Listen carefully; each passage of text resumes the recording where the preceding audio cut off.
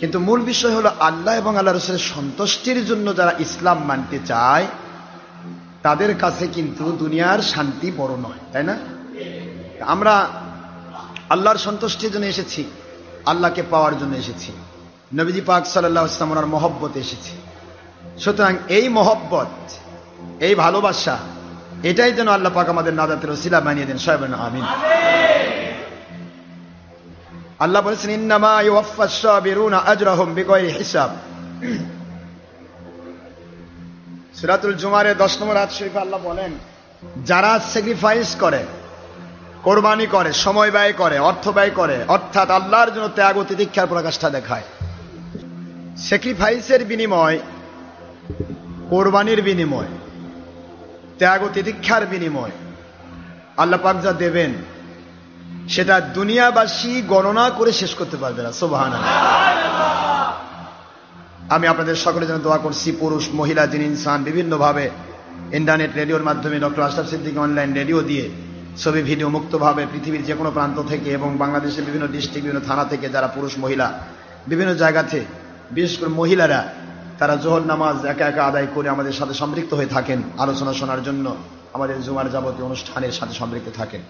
আমি সকল পুরুষ মহিলা জিন ইনসান, যুবক যুবতী, বৃদ্ধ বৃদ্ধা, ছাত্রছাত্রী, বাংলাদেশের বিরোধী দল, সরকারি দল, আলিম উলামা, উলিয়া উলিয়া, বিচার বিভাগের কর্মকর্তা কর্মচারীগণ, তারপরে প্রশাসন বিভাগের কর্মচারী কর্মকর্তাগণ, সমস্ত শ্রমিক, মজুর, কৃষক, চাকরিজীবী, ব্যবসায়ী, জনপ্রতিনিধি, ডাক্তার, ইঞ্জিনিয়ার, ছাত্র, শিক্ষক, আইনজীবী, যারাই যেখান থেকে যেভাবে আল্লাহ পাকের সন্তুষ্টির জন্য আমাদের সাথে সম্পৃক্ত আছেন, আমি সকলের জন্য দোয়া করেন আল্লাহ পাক যেন সবাইকে আল্লাহর সন্তুষ্টিপূর্ণ, গায়েবী মদতপূর্ণ, হাকিকতে ইমানি জীবন দান করেন। সবাই বলেন আমিন।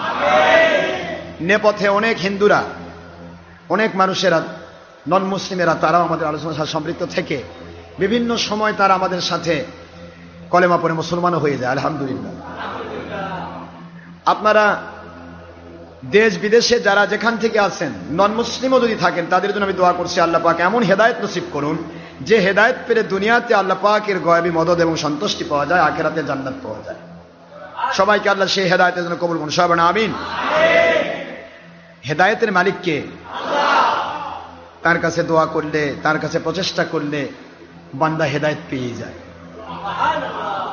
মহান আল্লাহর দয়া ইহসান, আল্লাহ পাকের দয়া ইহসান ছাড়া কোন ক্রমে হেদায়েত পাওয়া সম্ভব নয়। তবে হেদায়েতের জন্য চেষ্টা থাকতে হবে। লাইসা লিল ইনসানি ইল্লা মা সাহা। আল্লাহ বলেন বান্দা প্রচেষ্টা করবে, আমি আল্লাহ পাক তার রেজাল্ট দান করব। সুবহানাল্লাহ। والذين جاهدوا فينا لنهدينهم سبلنا وإن الله لمع المحسنين।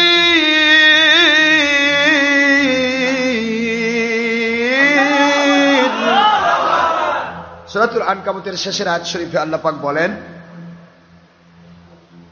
যারাই আপ্রাণ চেষ্টা করবে, এমনকি এখানে আল্লাহ পাক ওয়াল্লা দিনের ভিতরে কাফের, মুশরিক, বেদিন, বদ্দিন, নাস্তিক, পুরুষ মহিলা, জিন ইনসান, যুবক যুবতী, বৃদ্ধ বৃদ্ধা, ছাত্র ছাত্রী, যে কেউ হোক, কাউকে আল্লাহ ইন্ডিকেট করেননি, যে